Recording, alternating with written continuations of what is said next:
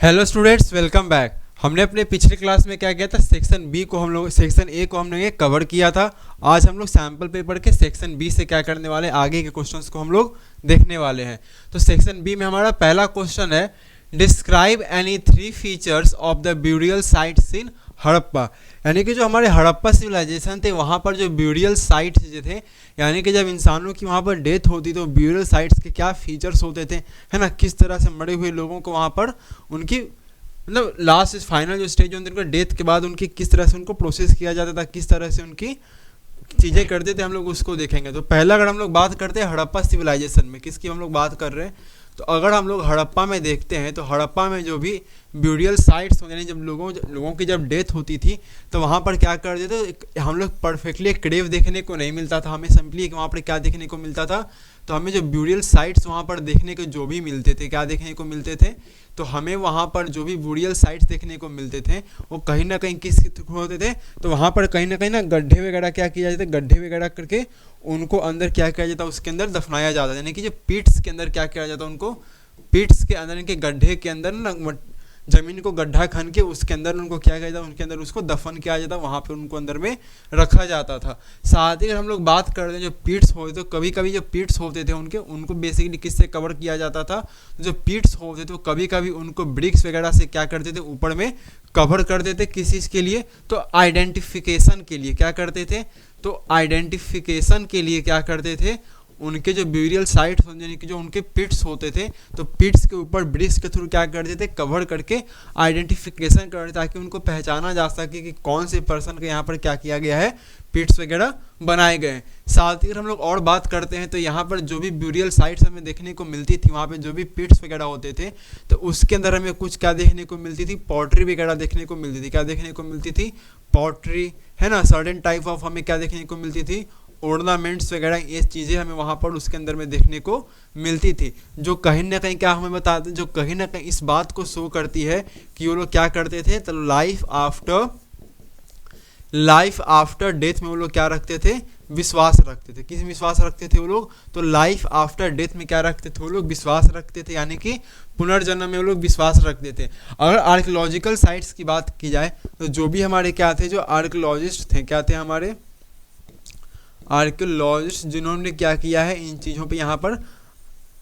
गड्ढे वगैरह, जो भी आर्कियोलॉजिस्ट थे जिन्होंने यहाँ पे खुदाई वगैरह की है तो उनको क्या मिला है, इनॉर्मस वेल्थ नहीं मिली है। क्या मिली है उनको,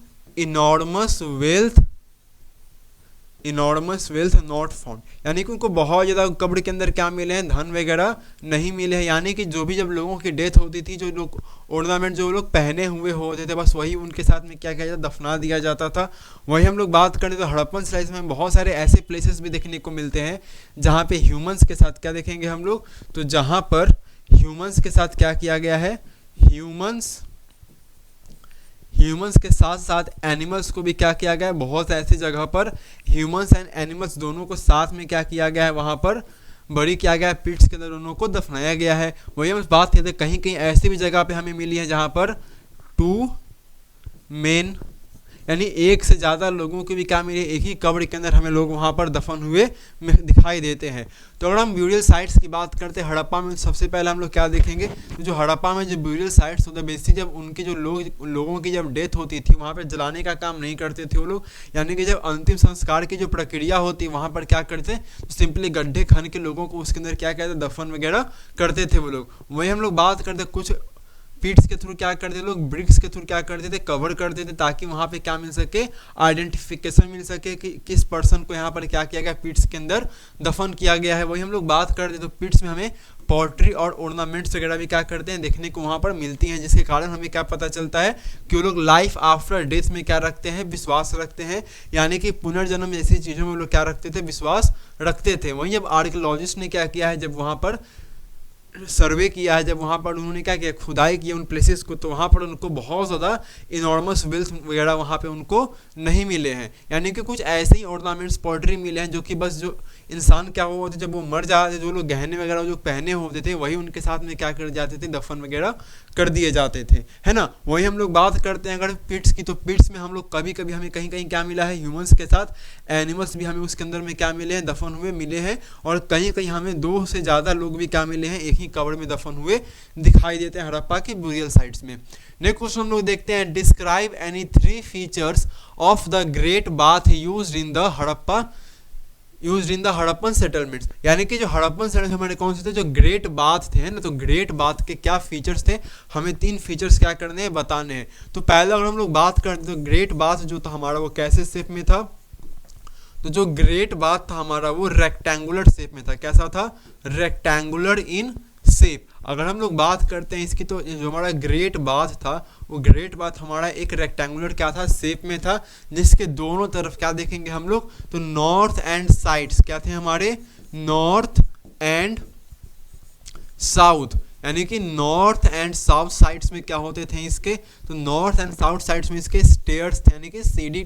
की तरह थे, जिसके थ्रू क्या करते थे लोग इसके अंदर क्या करते थे, जाते थे, है ना, इसके अंदर क्या करते थे लोग जाते थे। इस तरह के कुछ यहाँ पर क्या बनी होती थी, सीढ़ियाँ यहाँ पे क्या होती थी, अंदर में कुछ इसकी बनी हो, जाके लोग क्या कर सके, बाहर से अंदर की ओर क्या कर सके, जा सके। वही हम लोग बात करते हैं तो इसके ईस्ट एंड क्या है, तो इसके ईस्ट एंड वेस्ट डायरेक्शन में किसके हम लोग बात करते हैं, तो इसके अगर हम लोग बात करते हैं ईस्ट एंड वेस्ट साइड्स में क्या होते थे इसके, तो ईस्ट एंड वेस्ट साइड्स की अगर हम लोग बात करते हैं तो ईस्ट एंड वेस्ट साइड्स में हम यहाँ पर क्या देखने को मिलते थे, तो अलग अलग हमें 3 साइड्स में क्या देखने को मिलते हैं, चेंजिंग रूम देखने को। तो टोटल यहाँ पर कितने थे, अलग अलग चेंजिंग यहाँ पर हमें क्या देखने को मिलती है, तो यहाँ पर हमें चेंजिंग रूम्स भी क्या होते हैं देखने को मिलते हैं ना, चेंजिंग रूम उसमें क्या देखने को यहाँ पर मिलते हैं। एंड साथ ही अगर हम लोग देखेंगे चेंजिंग रूम के अलावा हमें यहाँ पे जो इसके अंदर की जो चीज़ें बनी होती थी, जिसके अंदर में जो भी चीज़ें बनी होती है कंप्लीटली किससे बनी होती थी, तो बनी होती थी हमारे ब्रिक्स से बनी होती थी। कैसी ब्रिक्स से,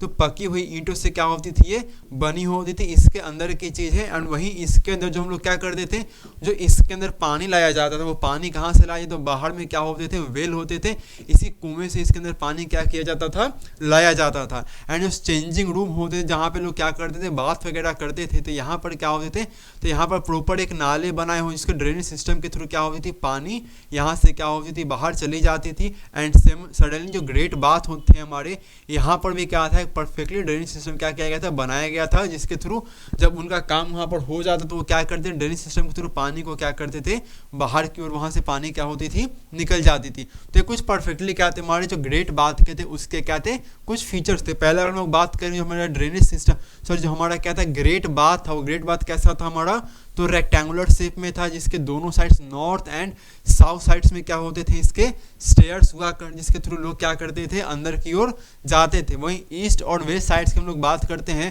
तो इसके ईस्ट और वेस्ट में क्या होते थे, तो इसके ईस्ट और वेस्ट में अलग अलग क्या थे, चेंजिंग रूम थे, है ना। और जो इसके अंदर की चीज़ें, जैसे अंदर का जो पार्ट होता था, जो स्पेस, वो कंप्लीटली क्या बना था, ब्रिक से नहीं, पकी हुई ईंटों से क्या होता था, वो बना होता था। वहीं इसके अंदर जो पानी लाई जाती थी, वो पानी बाहर में क्या होता था, कुआं होता था, बाहर में क्या होता था, इसके कुएं होते थे, वहीं से पानी इसके अंदर में क्या किया था, लाया जाता था। और यहीं पे क्या था, एक नाला का ड्रेनेज सिस्टम बना हुआ था, जिसके थ्रू पानी क्या होता, आफ्टर यूज के बाद पानी यहाँ से बाहर की ओर क्या होता था, निकाल दिया जाता था। वहीं हम लोग अगर मोस्टली बात करते हैं तो इसका जो मोस्टली यूज़ किया जाता था, तो ऐसा माना जाता था कि इसको क्या किया जाता है, इसको क्या किया जाता है, तो इसको एक स्पेशल रिचुअल बाथ के लिए क्या किया जाता था, वहाँ पर यूज़ किया, स्पेशल रिचुअल बाथ के लिए क्या किया जाता था, तो ग्रेट बाथ का यूज़ वहाँ पर किया जाता था। नेक्स्ट क्वेश्चन हम लोग देखते हैं। नेक्स्ट क्वेश्चन हमारे हैं, critically examine the limitations of the inscriptional evidence in understanding political and economic history of India. यानी कि हमें क्या करना है, क्रिटिकली एग्जामिन करना है लिमिटेशंस, किसके जो इंस्क्रिप्शनल्स हमें एविडेंस देखने को मिले हैं, उसके थ्रू क्या होता है, क्या एविडेंस है हमारे उसके पॉलिटिकली और इकोनॉमिक हिस्ट्री ऑफ इंडिया में। तो अगर हम लोग क्या करते हैं, बात करते हैं हम लोग किसकी, तो अगर हम लोग बात करते हैं इंस्क्रिप्शंस की, तो हमें क्या मिले हैं, थाउजेंड्स ऑफ मिले हैं। क्या मिले हमें, तो हमें अब तक क्या मिल चुके हैं, तो अब तक हमें थाउजेंड्स ऑफ क्या मिल चुके हैं, इंस्क्रिप्शन क्या हो चुके हैं, अब तक हमें मिल चुके हैं, है ना। थाउजेंड्स ऑफ इंस्क्रिप्शन अभी हमें तक क्या हो चुके हैं, मिल चुके हैं, जिसमें से बहुत सारी ऐसे इंस्क्रिप्शंस हैं जिसको हम लोगों ने क्या किया है, कंप्लीटली उसको हम लोगों ने अंडरस्टैंड कर लिया। क्या कर लिया हम लोगों ने, उसको कंप्लीटली अंडरस्टैंड कर लिया है। वहीं कुछ ऐसे भी इंस्क्रिप्शंस है जिसको हम लोगों ने अभी तक क्या किया है, अंडरस्टैंड हम लोग नहीं कर पाए। नहीं, many inscriptions many inscriptions yet not understood by humans, यानी कि अभी तक बहुत सारे ऐसे इंस्क्रिप्शंस हैं जिसको हम लोगों ने अभी तक क्या किया है, नहीं समझा नहीं, अभी तक हम उसको क्या कर पाए हैं, नहीं समझ पाए हैं। अगर हम लोग क्या बात करते हैं, तो अगर हम लोग अशोका के इंस्क्रिप्शंस की बात करते हैं, किसकी, तो अगर हम लोग बात करते हैं अशोका के इंस्क्रिप्शंस की, तो अशोका के इंस्क्रिप्शन से हमें क्या मिलती है, तो वहाँ के बारे में हमें बहुत सारी क्या मिलती है, इन्फॉर्मेशन हमें देखने को मिलती है। जस्ट लाइक वहाँ पे क्या किंग का रूलिंग कैसा होता था ना, उस टाइम पे कौन कौन से क्या थे रिलीजन वहाँ पर हुआ करते थे, है ना, वहाँ पर लोगों की सोशल, है ना, कल्चरल एंड लोगों की वहाँ पर क्या थी, तो पॉलिटिकल लाइफ वहाँ पर कैसी थी, है ना, लोगों के वहाँ पर क्या थे हमारे, तो लोगों के हमें इकोनॉमिक कंडीशंस वहाँ पर कैसे किस तरह के देखने को मिलते थे, ये सभी चीज़ें हमें कहाँ से बताती हैं, इंस्क्रिप्शन से हमें पता चल पाती हैं। लेकिन बहुत सारी ऐसे इंस्क्रिप्शंस भी हैं जो अभी तक तो हमारे पास हैं, लेकिन टाइम के साथ साथ हमने क्या किया, उसके अंदर कुछ, यानी कि अभी भी बहुत सारे ऐसे इंस्क्रिप्शंस हैं जिसको अब तक हम लोग क्या कर पाए, समझ नहीं पाए हैं, है ना। अब तक उनकी जो लैंग्वेज है, किस लैंग्वेज में लिखी है, हमारे जो हिस्टोरियंस है आज तक क्या कर पाए उसको समझने, अभी तक उसको क्या कर पाए, समझ नहीं पाए हैं। वही हम लोग इंस्क्रिप्शंस की बात करते हैं, तो इसमें बेसिकली क्या होता है, तो जब 20वीं सेंचुरी की बात करते हैं, इकोनॉमिक का चेंजेस जब हमारे यहाँ पर आए, उसके बाद क्या होगा, जब न्यू स्टेजेस का डिफरेंशन हुआ, न्यू स्टेज हमारे क्या जब बिल्ड हुए, तो हमें कहीं ना कहीं इंस्क्रिप्शन से हमें कम्प्लीटली क्या मिलता है, तो जो इंस्क्रिप्शंस थे क्या थे, तो जो भी हमारे क्या रहे हैं, इंस्क्रिप्शन रहे हैं, inscription helps us to understand, inscriptions help us to understand history, है ना, यानी कि इंस्क्रिप्शन से हमें क्या हिस्ट्री को समझने में हमें क्या मिली है, काफ़ी ज़्यादा मदद मिली है। क्योंकि जब तक विथआउट हम लोग क्या करें, जब तक हम लोग अपने हिस्ट्री को नहीं समझ पाएंगे, है ना, हमने हिस्ट्री में क्या गलतियाँ की, हम लोग ऐसा इन फ्यूचर में क्या कर पाएंगे, उस चीज़ को अप्रोच नहीं कर पाएंगे ना, फ्यूचर में हम लोग उस चीज़ों को क्या कर पाएंगे, सही से अप्रोच नहीं कर पाएंगे। तो जब तक हमने ये नहीं समझ पाएंगे हमने अपने पास्ट में क्या गलतियाँ की हैं, हम उन गलतियों को जब तक नहीं सीखेंगे, उनसे कुछ हम लोग सबक नहीं लेंगे, हम अपने फ्यूचर में क्या करेंगे, वही सारी गलतियाँ फिर से क्या करेंगे, रिपीट कर जाएंगे। तो इस तरह से कहीं ना कहीं इंस्क्रिप्शन हमें क्या किए हैं, बहुत सारा हमें हेल्प करते हैं। ठीक है, नेक्स्ट क्वेश्चन हम लोग देखते हैं। नेक्स्ट क्वेश्चन हमारे question number 24, India had unique system of communication during the 14th century, है ना, 14th सेंचुरी में इंडिया के क्या थे, हमारे जो कम्युनिकेशन थे क्या थे, बहुत ज़्यादा क्या थे, यूनिक थी। Examine the statement made by Ibn Battuta, तो इस स्टेटमेंट को हमें क्या करना है, इब्न बतूता के रेफरेंस में हमें क्या करना है, एग्जामिन करना है एंड समझना है। तो 14th सेंचुरी में क्या हुआ था, 14th सेंचुरी में जो क्या होते हैं, इब्न बतूता होते हैं। कौन होते हैं, इब्न बतूता। इब्न बतूता ने क्या लिखी थी, एक बहुत ही फेमस बुक लिखी थी। इनके बुक का क्या नाम था, तो इनके बुक का नाम था रिहाला। तो इन्होंने क्या किया था, 14th सेंचुरी में जब ये क्या हुए थे, तो यहाँ इंडिया के इन्होंने क्या देखा, कम्युनिकेशन सिस्टम को देख के क्या हुए थे, ये बहुत ज़्यादा क्या हुए थे, ये तो इंडिया के कम्युनिकेशन को देख के बहुत ज़्यादा क्या हो गए थे, अमेज्ड हुए थे। क्या हुए थे वो, अमेज्ड बाय, क्या हुए थे, बहुत ज़्यादा अमेज्ड हुए थे, amazed bye efficiency of communication system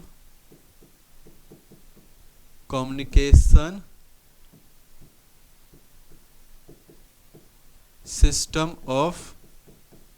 India, यानी कि इंडिया के कम्युनिकेशन सिस्टम से क्या हुए थे, बहुत ज़्यादा ये अमेज्ड हुए थे, सरप्राइज्ड हुए थे, है ना। इन्होंने डिस्क्राइब किया है कि क्या किए थे, इन्होंने डिस्क्राइब किया है,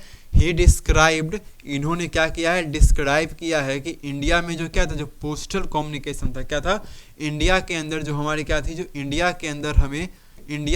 हमारी जो पोस्टल कम्युनिकेशन थी, क्या थी हमारी, तो जो हमारी पोस्टल कम्युनिकेशन थी, है ना, जो हमारी कौन सी कम्युनिकेशन थी, तो जो हमारी पोस्टल कम्युनिकेशन थी, ये 2 टाइप्स की थी। कितने टाइप्स की थी, ये 2 टाइप्स की थी। पहला था हमारा हॉर्स के थ्रू हम लोग करते थे, और दूसरा हम लोग फुट के थ्रू करते थे, है ना। हम लोग पहला कम्युनिकेशन किसके थ्रू करते थे, हॉर्स के थ्रू हमारी कम्युनिकेशन होती थी, है ना, एंड दूसरी हमारी होती थी फुट के थ्रू। तो जो हॉर्स के थ्रू हम लोग कम्युनिकेशन करते उसको हम लोग क्या बोलते थे, तो जो हमारी हॉर्स के थ्रू कम्युनिकेशन उसको हम लोग उल्लुक बोलते थे, एंड जो फुट के थ्रू हमारी कम्युनिकेशन होती थी उसको हम लोग क्या बोलते थे, दवा बोलते थे। क्या बोलते थे, दवा बोलते थे। अब हॉर्स कम्युनिकेशन के थ्रू हम लोग क्या होते थे, एवरी क्या होते 4 मील्स पे क्या होते थे, एवरी 4 मील्स पे क्या होते थे, यहाँ हमारे यहाँ पे स्टेशन क्या होते थे, चेंज होते थे, क्या होते थे, तो एवरी क्या होते थे 4 मील्स पे क्या होते थे, 4 मील्स पर क्या होते थे, तो एवरी 4 मील्स पर क्या होते, स्टेशन क्या होते थे, यहाँ पर चेंज होते, क्या होते थे, स्टेशन चेंज होते थे। वही हम लोग बात करते हैं अगर दवा की, तो यहाँ पर क्या होता, एक मील के अंदर क्या होता था, एक मील के अंदर क्या होते, हमारे 3 अलग अलग क्या होते थे, 3 स्टेशन होते थे, क्या होते थे, एक मील के अंदर 3 स्टेशन यहाँ पर होते थे। यानी कि जब हॉर्स जब कम्युनिकेशन की जाती थी तो हर 4 मील पर क्या होता है, डिस्टेंस वहाँ पर स्टेशन चेंज करते थे। जस्ट फॉर एग्जांपल हम समझते हैं कि पहला यहाँ से यहाँ तक गया, ये 4 मील्स का इन्होंने क्या किया, डिस्टेंस को कवर किया, तो ये पर्सन अब क्या करेंगे, जो भी इनका कम्युनिकेशन का जो भी पोस्टल है, मैसेज है, वो क्या करेंगे, यहाँ पर दूसरे पर्सन को क्या करेंगे, ट्रांसफ़र करेंगे, एंड देन ये फिर से क्या करेंगे, यहाँ से यहाँ तक फिर से क्या करेंगे, 4 मील का डिस्टेंस कवर करेंगे, एंड यहाँ पर कोई दूसरा पर्सन होगा, ये इसको क्या करेंगे, चीज़ों को ट्रांसफ़र करेंगे, और ये फिर आगे 4 मील इस तरह से जर्नी क्या जाएगी, आपकी कंटिन्यू जाएगी। वही हम लोग अगर दवा की बात करें तो इनके एक मील में क्या होते थे, 3 अलग अलग स्टेशन इनको चेंज करनी पड़ती थी। वही हम लोग बात करते हैं, तो अगर हम लोग बात करते हैं दिल्ली से, कहाँ से, दिल्ली से सिंध जाने में, ट्रांसफ़र करने में मैसेज को ऑलमोस्ट कितने समय लगते थे, तो करीब करीब 50 डेज़ का क्या लगता था, समय लगता था। लेकिन अगर स्पाइस यानी कि जो हमारे स्पाइस होते हैं, यानी कि जो गुप्तचर होते थे, उनको अगर मैसेज को पहुंचाना होता था तो नॉट इनफ 5 डेज़ के अंदर ही क्या होते थे, तो 5 डेज़ के अंदर ही मैसेज क्या हो जाते थे, वहाँ पर ट्रांसफ़र हो जाते थे, क्या होते थे, 5 डेज़ के अंदर ही मैसेज वहाँ पर क्या कर देते थे, वो लोग ट्रांसफ़र कर देते थे। और हर 3 मील के ऊपर क्या होता था, एवरी 3 मील के ऊपर क्या होता था, गांव के अंदर एक स्टेशन बनाया जाता था, जिसमें क्या होता है, गांव के अंदर एक स्टेशन बनाया जाता। हर 3 मील पे क्या होता था, गांव के अंदर स्टेशन बनाए जाते थे, जिसके अंदर क्या होते थे, 3 पवेलियंस होते थे। जिसके अंदर कितने पवेलियंस होते थे, तो जिसके अंदर हमें करीब करीब क्या देखने को मिलते हैं, 3 पवेलियंस हमें देखने को मिलते हैं। यहाँ पर क्या होते हैं, अलग अलग लोग क्या होते थे, इंतजार कर रहे होते थे। जैसे ही क्या होता था, तो जैसे ही ये क्या होते थे, हमारे तो क्यूबिट लेते थे, क्या लेते थे, एक क्यूबिट और मेटल का रॉड होता, जो लोग क्या कर, जिनके पास मैसेज आती थी, वो उसको ना बहुत ही दूर से मैसेज ट्रांसफ़र करके ना बजाते हुए आते थे। और जैसे ही क्या करते, पवेलियन के पास पहुँचते थे, जो भी पर्सन यहाँ पर होते थे वो बिल्कुल क्या रेडी होते थे, और जैसे ही वहाँ पर ये पहुँचते थे, क्या कहते, मैसेज को ट्रांसफ़र करते थे, और ये जितनी तेज़ी हो सके क्या करते, इस मैसेज को डिलीवरी करने के लिए फास्ट क्या करते थे, लेकर के जाते थे। तो कुछ इस तरह से क्या था, हमारा कम्युनिकेशन सिस्टम इंडिया का था, जिसको यूनिवर्सिटी ने क्या किया था, बहुत ज़्यादा यूनिक बताया था, है ना। कि सबसे पहले उन्होंने क्या किया था, सबसे पहले उन्होंने बताया कि इंडिया का जो कम्युनिकेशन सिस्टम वो क्या है, उनसे वो बहुत ज़्यादा क्या हुए थे, अमेज्ड हुए थे, है ना। उन्होंने कम्युनिकेशन सिस्टम को क्या किया, डिस्क्राइब किया था, जब पोस्टल कम्युनिकेशन उन्होंने बताया कि यहाँ पर क्या है, 2 टाइप्स के हमें कम्युनिकेशन देखने को मिलते हैं, एक हॉर्स के थ्रू होती है एंड दूसरी फुट के थ्रू होती है। जो हॉर्स के थ्रू कम्युनिकेशन होती है उसको हम लोग क्या बोलते हैं, उलुक बोलते हैं। यहाँ पर क्या होते हैं, हर 4 मील पे क्या होते हैं, स्टेशन वहाँ पे चेंज होते हैं। यानी कि पहला पर्सन यहाँ से यहाँ तक जाएगा 4 मील, फिर यहाँ से दूसरे पर्सन क्या करेंगे, मैसेज को लेकर के जाएंगे, और जैसे ही ये पर्सन 4 मील का डिस्टेंस कवर करेगा, यहाँ से तीसरे पर्सन क्या करेंगे, अपनी जर्नी को कंटिन्यू स्टार्ट करेंगे, जब तक कि मैसेज क्या होता है, कंप्लीटली उन तक पहुँच नहीं पाता है। वही हम लोग बात करते हैं अगर फुट की, जो फुट कम्युनिकेशन उसको हम लोग क्या बोलते थे, दवा बोलते थे। यहाँ पर क्या होती थी, तो 1 मील के अंदर हमें क्या करना पड़ता था, तो 3 स्टेशन को लोग क्या करते थे, चेंज करते थे, है ना। 3 स्टेशन को क्या करते थे, वहाँ पर चेंज करते थे, है ना। और हम लोग बात करते हैं कि गाँव के अंदर क्या होती थी, तो गाँव के अंदर एक विला बनाई जाती थी, जिसके अंदर क्या होती, हर 3 मील पे क्या होती थी, एक स्टेशन बनाई जाती थी। स्टेशन के अंदर क्या 3 अलग अलग क्या होते थे, पवेलियंस होते थे। तो जो पहला पर्सन यहाँ पर पहुँचते थे, उसके वहाँ पर जब रेस्ट वगैरह कर रहे होते थे, उसके बाद जो भी पर्सन वहाँ पर होते थे वो मैसेज को आगे क्या करते, कैरी फॉरवर्ड करते थे। अगर हम लोग बात करते हैं मैसेज डिलीवरी टाइम को, जिस दिल्ली से सिंध मैसेज जाने में करीब करीब कितना समय लगता था, तो 50 डेज़ का समय लगता था। लेकिन कोई भी जब स्पाइस के मैसेज, यानी कि जो गुप्तचर के जो मैसेज होते हैं, वो कहीं ना कहीं डिफेंस से जुड़े बहुत ही इंपॉर्टेंट हमारे होते हैं, तो उन मैसेज को करीब करीब 5 दिन के अंदर ही क्या था, डिलीवर कर दिया जाता था। नेक्स्ट क्वेश्चन हमारे हैं, तो नेक्स्ट क्वेश्चन हमारे हैं question number 25। Analyse the main features of Amara Nayaka system which was introduced in the Vijayanagara empire. अब हम लोग पहला देखते हैं, जो हमारा क्या था, जो अमर नायका है हमारा, क्या है हमारा, तो जो अमर नायका सिस्टम है वो हमारा क्या है, मेजर क्या है, अमर नायका सिस्टम जो हमारा है, क्या है हमारा जो अमर नायका सिस्टम है, अमर नायका जो हमारा सिस्टम है वो क्या है हमारा एक मेजर क्या है, तो हमारा एक मेजर पॉलिटिकल है, क्या है, तो ये हमारा एक मेजर क्या है, तो मेजर पॉलिटिकल इनोवेशन है, क्या है, मेजर पॉलिटिकल इनोवेशन है, किस किस का, तो मेजर पॉलिटिकल इनोवेशन है हमारा ऑफ विजयनगर एम्पायर, किसका है, ऑफ विजयनगर एम्पायर का, जिसको कहाँ से लिया गया है, तो जिसको हम लोगों ने कहाँ से लिया है, तो जिसको हम लोग कहीं ना कहीं किन से लिए हम लोग, तो दिल्ली डायनेस्टी यानी कि दिल्ली सल्तनत से इक्ता सिस्टम के थ्रू, किसके, तो दिल्ली से जो इक्ता सिस्टम हुआ करती थी, तो उस इक्ता सिस्टम से हमने क्या किया है, इसको कहीं ना कहीं इसके रेफरेंस हमने कहाँ लिए हैं, दिल्ली सल्तनत के इक्ता सिस्टम से क्या किए हम लोगों ने लिए हैं, दिल्ली सल्तनत के हम लोगों ने इसको एकता सिस्टम से क्या क्या इसके रेफरेंस को हम लोगों ने क्या किया है, लिया है। वही हम लोग बात करते हैं अगर तो अमर नायका हो, तो अमर नायका कौन होते, तो अमर नायका जो होते थे वो कौन होते थे, तो जो अमर नायका होते थे वो हमारे कौन होते थे, तो अमर नायका हमारे मिलिट्री कमांडर होते थे, कौन होते थे, तो जो अमर नायका होते थे हमारे मिलिट्री कमांडर होते थे। इनको क्या होता था, तो इनको कुछ टेरिटरी क्या, इनको कुछ टेरिटरीज क्या किया जाता था, दिया जाता था, किस चीज के लिए, टेरिटरीज गिवन टू गवर्न, इनको कुछ टेरिटरीज क्या कर, जो राजा होते थे उनसे खुश होकर क्या करते थे, इनको कुछ टेरिटरीज दे देते कि ताकि आप क्या करो, उस टेरिटरीज को आप कंप्लीटली क्या करो, गवर्न करो, जिसको किसके थ्रू, तो बाय द राया के थ्रू, बाय राया के थ्रू इनको कुछ टेरिटरीज क्या दी जाती थी कि आप इस टेरिटरीज पे क्या करो, कंट्रोल करो। और कभी और टेरिटरीज पे कंट्रोल करने के बाद क्या होता, तो टेरिटरी पे जब ये क्या करते थे, कंट्रोल करते थे, इस टेरिटरीज को जब ये गवर्न कर रहे होते थे, तो यहाँ पे जो भी क्या करते थे, तो यहाँ पे ये लोग क्या करते थे, कलेक्टेड करते थे, क्या करते थे, तो यहाँ पर ये लोग टैक्स कलेक्ट करते थे, है ना, एंड अदर ड्यूज, टैक्स तो कलेक्ट करते ही करते थे, जो और भी जो अदर ड्यूज वगैरह होती थी इनको ये लोग क्या करते थे, कलेक्ट करते थे, किससे,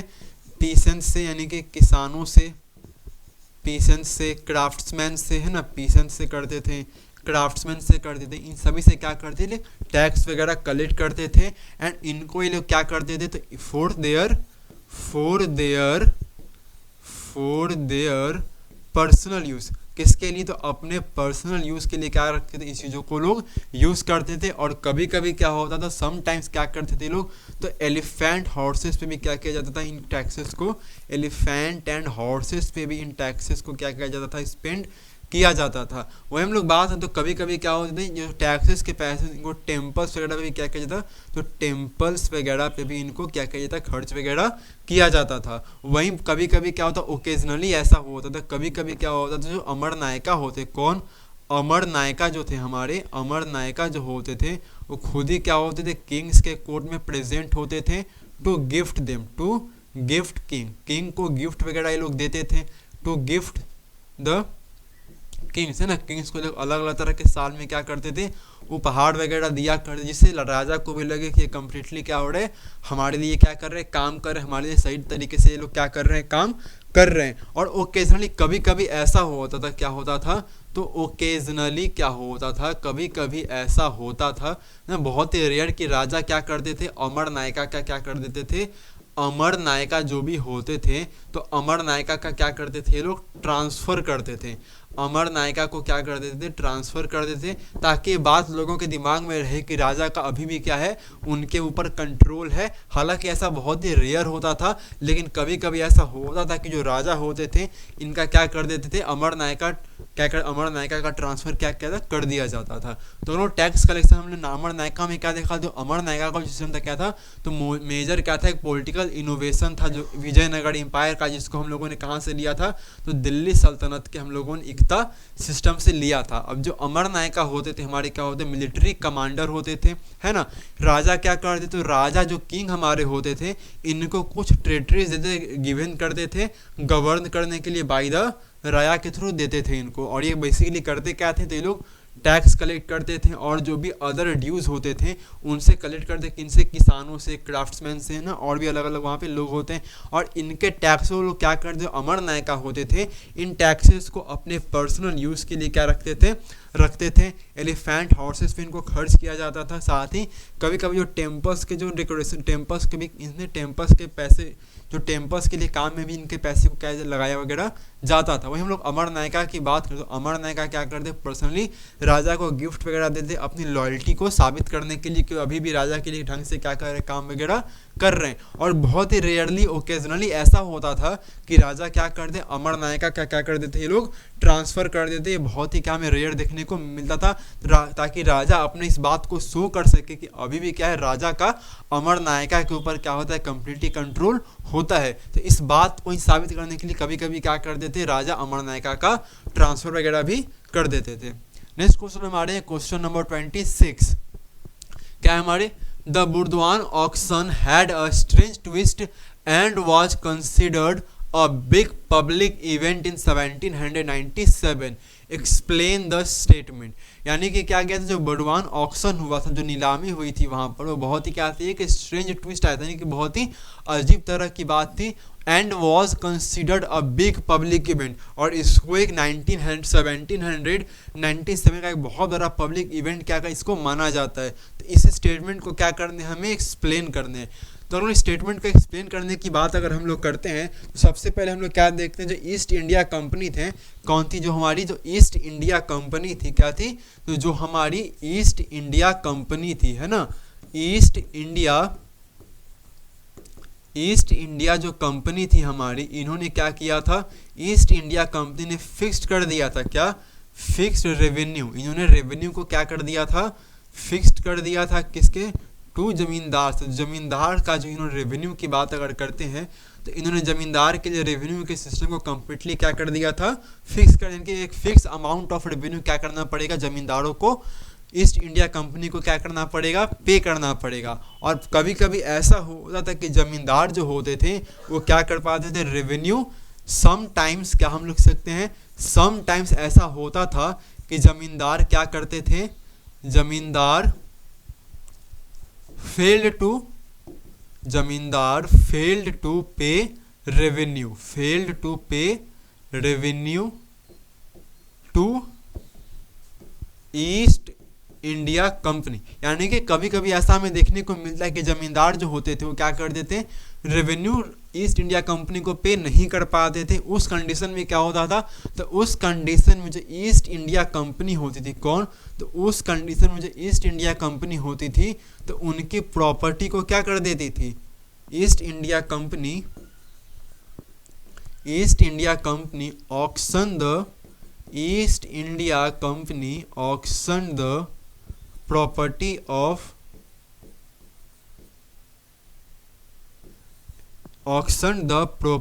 ऑफ जमींदार्स, है ना। उस कंडीशन में क्या करते थे, जमींदार के क्या करते थे, वो लोग प्रॉपर्टी को क्या कर देते थे, ऑक्शन कर देते थे। क्या कर देते थे, ऑक्शन, यानी कि जमींदार के प्रॉपर्टी को क्या कर देते थे, नीलाम कर देते थे, टू देयर रेवेन्यू, अपने रेवेन्यू के लिए क्या कर देते थे वो लोग, उनके जमीन को ही, जमींदार के जो प्रॉपर्टी होती थी उनको क्या कर देते थे वो लोग, नीलाम कर देते थे। सेम हुआ था हमारा जो बुर्दवाना के जो हमारे क्या थे, जमींदार थे, यानी कि जो बुर्दवाना का जो क्या था हमारा जमींदार था, इसके साथ भी क्या हुआ था, सेम कंडीशन हुआ था। ये क्या हो चुका था, फेल हो गया था,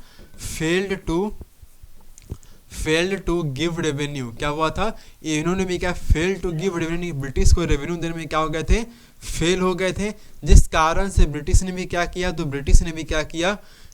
इनके प्रॉपर्टी को भी क्या कर दिया, ऑक्शन कर दिया। क्या कर दिया, ऑक्शन द प्रॉपर्टी, क्या कर दिया, इनके प्रॉपर्टी को भी इन्होंने क्या कर दिया, ऑक्शन कर दिया। ऑक्शन द प्रॉपर्टी ऑफ, क्या कर दिया था,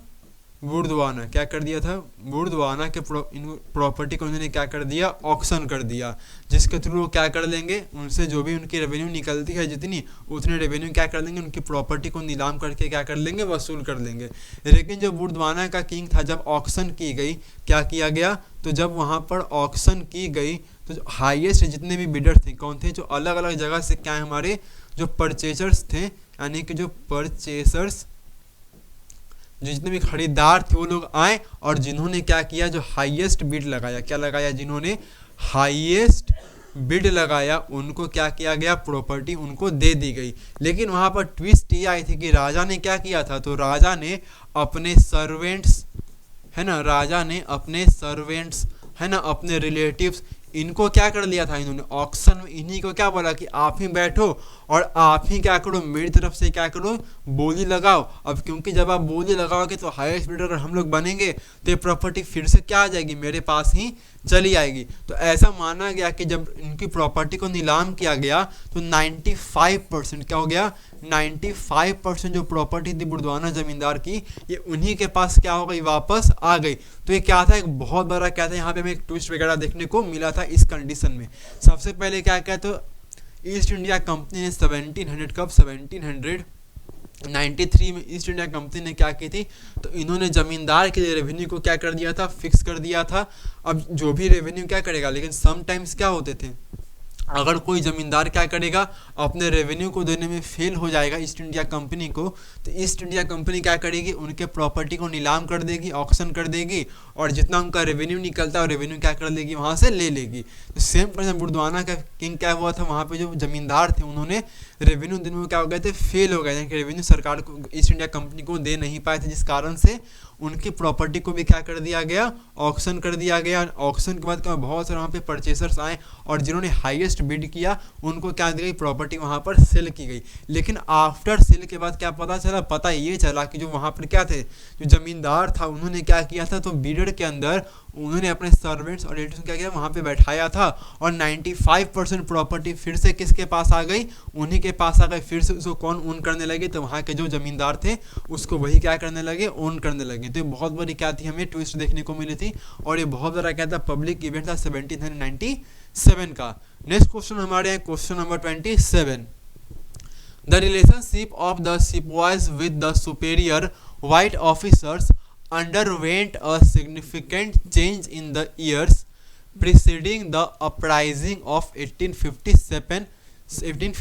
support the statement with examples। यानी कि हमें बताया गया जो सिपॉयज यानी कि जो सिपाही जो होते थे और जो सुपीरियर वाइट ऑफिसर यानी कि जो ईस्ट इंडिया कंपनी के अंदर जो वाइट ऑफिसर थे जो कि सुपीरियर थे, काफ़ी हायर पोस्ट पर हुआ करते थे, तो उनके बीच में जो सिग्निफिकेंट क्या होते चेंजेस आए थे, उनके रिलेशन में क्या हो गया था, सिग्निफिकेंट चेंजेस आए थे। खास तौर पे हम लोग कब देखते हैं, 1857 में। तो इसी स्टेटमेंट को हमें क्या करना है, इसी स्टेटमेंट को हमें क्या करना है, जस्टिफाई करना है। तो पहला हम लोग ये देखते हैं कि 1800 कब, तो 1820 तक अगर हम लोग बात करते हैं 1820 तक, तो जो भी क्या है सिपॉयज होते हैं हमारे, कौन होते हैं हमारे, तो जो भी हमारे क्या है सिपॉयज हैं एंड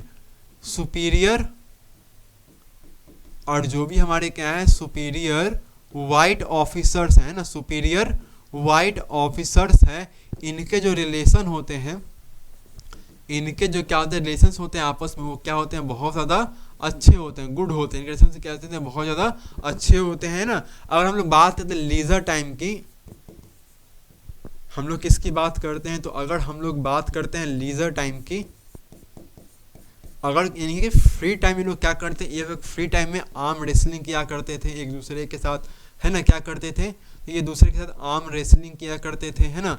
ये बेसिकली क्या थे, इंडियन लैंग्वेज से भी कभी कभी क्या इंडियन लैंग्वेज भी लोग क्या करते थे, कहीं ना कहीं सीख गए थे, उन लोग भी इंडियन लैंग्वेज क्या करते थे, बोलते थे। साथ ही साथ ये क्या करते थे, हमारे ट्रेडिशंस को भी लोग कहीं ना कहीं क्या करते थे, ट्रेडिशंस की हमारी क्या करते थे लोग, रिस्पेक्ट किया करते थे, है ना। तो 1820 तक हम लोग क्या देखते हैं, जो सिपॉयज यानी कि सिपाही लोग होते थे और जो सुपीरियर वाइट ऑफिसर्स हुआ करते थे, इनके बीच का जो रिलेशन था वो रिलेशन क्या था, बहुत ज़्यादा अच्छा हुआ करता था। लेकिन सडनली क्या होता है, कुछ इशूज़ वगैरह क्या होते हैं हमें देखने को मिलते हैं। एंड 1840s आते आते क्या होता है, यानी कि जब 1840s आता है, 1840s के आते आते क्या होता है, बहुत सारी हमें क्या देखने को मिलती है, चेंजेस देखने को मिलती है। क्या देखने को मिलती है, चेंजेस देखने को मिलती है। पहला ये हमें क्या है, तो ये सिपॉयज को इन्फीरियर मानने लगते हैं, यानी कि इनको बहुत ही गलत समझने लगते हैं ना। इनके साथ क्या होता है, फिजिकली अब्यूज़ किया जाता है। क्या किया जाता है इनके साथ, तो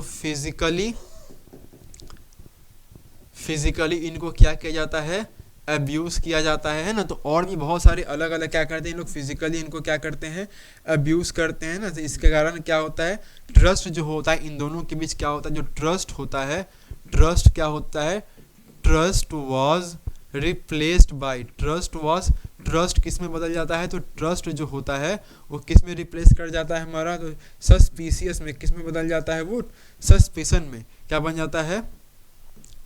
सस्पिशन में क्या बन जाता है इनका, ट्रस्ट। यानी कि जो इनका इन दोनों के ऊपर जो विश्वास होता है वो विश्वास क्या होता है, शक में क्या होता है, बदलना शुरू यहाँ पर होने लगता है इन दोनों के बीच में। एंड 1857 तक आते आते रिलेशन क्या होते हैं, बहुत ज़्यादा खराब हो जाते हैं। और 1857 में हमें क्या देखने को मिलता है, रिवोल्ट देखने को मिलता है, जिस कारण से क्या होते हैं, तो रिवोल्ट के अंदर के जितने भी सिप बॉयज़ होते हैं वो कम्प्लीटली क्या होते हैं, ईस्ट इंडिया कंपनी के अगेंस्ट में क्या करते हैं, चले जाते हैं। नेक्स्ट क्वेश्चन हम लोग देखते हैं। नेक्स्ट क्वेश्चन हमारे हैं,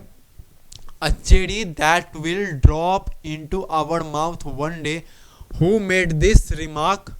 Explain the series of events that led the cherry to fall into the mouth of the British. यानी कि हमें बोला गया कि स्टेटमेंट जो दिया गया है, a cherry that will drop into our mouth one day, ये स्टेटमेंट किन्होंने दिया है ना, किसके रिमार्क में दिया, नहीं स्टेटमेंट किन्होंने दिया है। तो अगर हम लोग क्या करते हैं, अगर हम लोग बात करते हैं इस स्टेटमेंट की, तो इस स्टेटमेंट को किसने दिया है, तो लॉर्ड डलहौजी ने दिया है। इस स्टेटमेंट को किन्होंने दिया है, तो इस स्टेटमेंट को दिया है गवर्नर जनरल उस टाइम पे लॉर्ड डलहौजी ने। किन्होंने दिया है, लॉर्ड डलहौजी ने, है ना। कब दिया है, तो इन 1851 में क्या दिया है, तो लॉर्ड डलहौजी ने। किन्होंने, लॉर्ड डलहौजी ने दिया है। जो उस टाइम पे क्या थे, तो वो उस टाइम पे क्या थे, गवर्नर क्या थे, गवर्नर जनरल थे। क्या थे, गवर्नर जनरल थे। कौन थे, गवर्नर जनरल थे। कौन थे ये, लॉर्ड डलहौजी उस टाइम पे क्या थे, ये गवर्नर जनरल थे, है ना। 1851 में गवर्नर जनरल थे। इन्होंने क्या स्टेटमेंट दिया था कि क्या एक बेसिकली चेरी फ्रूट है जो एक दिन क्या करेगा, हमारे मुंह में क्या गया, आके गिरेगा। और ये स्टेटमेंट इन्होंने किसके लिए दिया था, तो ये जो स्टेटमेंट इन्होंने दिया था वो अवध के लिए दिया था। किसके लिए दिया था ये स्टेटमेंट, इन्होंने अवध के लिए दिया था। तो हमारी ये a cherry that will drop into our mouth one day, who made this remark. इस रिमार्क को किसने दिया था, तो 1851 के अंदर इस रिमार्क को उस टाइम के गवर्नर जनरल लॉर्ड डलहौजी ने दिया था। और किस जगह के बारे में दिया था, उन्होंने अवध के बारे में क्या किया था, दिया था। लेकिन होता क्या है कि 5 ईयर्स, अगर हम लोग क्या करते हैं, नेक्स्ट क्वेश्चन की बात करते हैं, explain the series of events that will eventually let the cherry fall into the mouth of the British. और कौन से ऐसे इवेंट्स, किस तरह के इवेंट्स हुए थे जिस कारण से क्या होता है, ये जो जगह होती है ब्रिटिश के पास चली जाती है। तो हम लोग क्या देखते हैं कि स्टेटमेंट 1856 में इन्होंने 51 में स्टेटमेंट दिया था। इसके क्या 5 ईयर्स लेटर क्या होता है, इसके ठीक 5 ईयर्स लेटर में क्या होता है, 5 ईयर्स लेटर में हम लोग क्या देखते हैं, यानी कि 1856 में देखते हैं कि जो ब्रिटिश कंपनी थी, क्या थी, जो ब्रिटिशर्स थे, ब्रिटिशर्स क्या करते हैं, अनेक्स्ट कर लेते हैं। क्या कर लेते हैं, अनेक्स्ट कर लेते हैं किसको, अवध को। यानी कि अवध पे क्या होता है, इनका कंप्लीटली क्या हो जाता है, 1856 के अंदर इनका अवध पे कंप्लीटली क्या हो जाता है, कब्जा हो जाता है। लेकिन इसके बीच में क्या होता है, तो अगर हम लोग बात करते हैं 1801 की, क्या होता है 1801, तो अगर हम लोग बात करते हैं तो 1801 में क्या होता है, तो एक सब्सिडरी अलायंस होती है। क्या होती है, एक सब्सिडरी क्या होती है, अलायंस होती है। क्या अलायंस होती है, तो एक हमें सब्सिडरी अलायंस देखने को मिलती है बिटवीन, किसके बिटवीन में, तो बिटवीन हमें देखने को मिलती है east India company and Awadh के बीच में। ईस्ट इंडिया कंपनी और अवध के बीच में हमें एक सब्सिडरी अलायंस देखने को मिलती है, जिसमें क्या होता है कि जिसमें अवध, ईस्ट इंडिया कंपनी क्या बोलती है अवध को, टू डिसबैंड, क्या कि आपको क्या करना होगा, अपने मिलिट्री को क्या करना होगा, डिसबैंड करना होगा। आपको अपनी मिलिट्री को डिसबैंड के ख़त्म करना होगा। और अब आपके मिलिट्री की जगह पर हम कौन सी मिलिट्री रहेगी, तो ईस्ट इंडिया कंपनी की क्या रहेगी, यहाँ पर मिलिट्री रहेगी। और आपको क्या करने पड़ेंगे, हमारे उस मिलिट्री के खर्चे भी आप ही को क्या करने पड़ेंगे, उठाने पड़ेंगे। अब क्योंकि जब मिलिट्री किनकी हो जाती है वहाँ पर अवध पे ईस्ट इंडिया कंपनी की, तो कहीं ना कहीं क्या होता है, जो वहाँ के राजा होते हैं वो अपनी सिक्योरिटी के लिए कम्प्लीटली किस पे डिपेंड करते हैं। जो वहाँ के नवाब या राजा जो भी होते हैं वो अपनी सिक्योरिटी के लिए डिपेंड किस पे हो जाते हैं, तो अपनी सिक्योरिटी के लिए वो ईस्ट इंडिया कंपनी पे क्या होते हैं, कम्प्लीटली पूरी तरह से क्या करते हैं, डिपेंड हो जाते हैं। एंड आफ्टर सम टाइम क्या होता है, आफ्टर सम टाइम वहाँ के जो नवाब होते हैं वाजिद अली शाह क्या होते हैं, वहाँ के जो नवाब होते हैं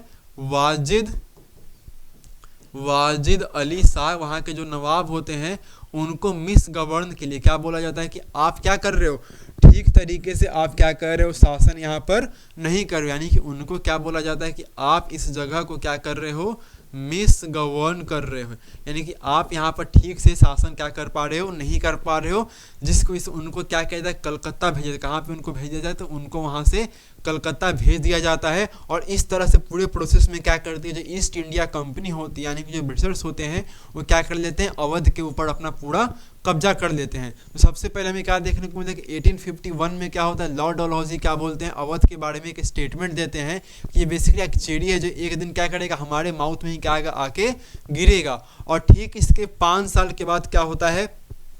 कि 1856 में ही 5 साल के बाद अवध पे क्या होता है, ब्रिटिश क्या कर लेते हैं, कब्जा कर लेते हैं। लेकिन इससे पहले क्या होता है कि 1801 के अंदर क्या होता है कि ईस्ट इंडिया कंपनी और लॉर्ड डलहौजी के बीच में क्या होता है, एक सब्सिडरी अलायंस हमें देखने को मिलता है। जिस अलायंस के थ्रू क्या होता है, जो इस वहाँ के जो अवध के जो नवाब होते हैं वो अपनी मिलिट्री को क्या कर देते हैं, डिसबैंड कर देते हैं। अब जब क्योंकि अपनी मिलिट्री को डिसबैंड करते हैं तो वहाँ पर ईस्ट इंडिया कंपनी के क्या आते हैं, मिलिट्री आ जाती है वहाँ पर। और अब क्या करते हैं, अपनी सिक्योरिटी के लिए, डिफेंस के लिए, अब जो वहाँ के अवध के जो नवाब होते हैं वो कम्प्लीटली किस पे डिपेंड कर जाते हैं, ईस्ट इंडिया कंपनी पे डिपेंड। इस कारण कहीं ना कहीं उनकी पावर क्या होती है, बहुत ज़्यादा कम हो जाती है। और 1856 में क्या बोला जाता है, तो 1856 में वाजिद अली शाह को बोला गया कि आप क्या कर रहे हो, तो आप अवध को ठीक तरह से क्या करो, शासन यहाँ पर नहीं कर रहे हो। और ऐसा बोलकर अंग्रेज क्या करते हैं, तो इस तरह से बोलने के बाद अंग्रेज क्या करते हैं, अवध पर कब्जा कर लेते हैं और वाजिद अली शाह को कहाँ भेज देते हैं, तो वाजिद अली शाह को कलकत्ता भेज देते हैं। नेक्स्ट क्वेश्चन हम लोग देखते हैं। नेक्स्ट क्वेश्चन हमारे हैं सेक्शन सी, है ना, लॉन्ग आंसर टाइप क्वेश्चन हमारे। क्वेश्चन नंबर हमारा है 28।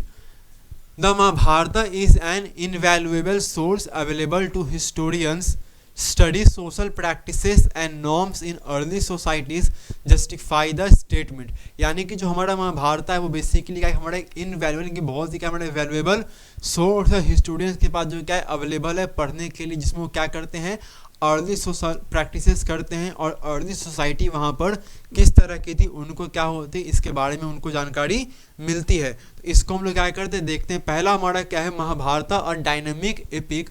महाभारत और dynamic epic contents vivid descriptions of battles, forest, palaces and settlements. यानी कि महाभारत में क्या देखने को मिलते हैं, तो महाभारत में एक एपिक क्या देखने को, डायनामिक कंटेंट्स देखने को मिलते हैं, जो कि यहाँ पर क्या होती है, डिस्क्रिप्शंस किसकी दी गई है, तो बैटल्स के बारे में बात की गई, यहाँ पे लड़ाइयों के बारे में, है ना, फॉरेस्ट जंगलों के बारे में, महलों के बारे में, और वहाँ के जो यहाँ पे लोग किस से रहते थे उसके बारे में क्या की गई, बताई गई है।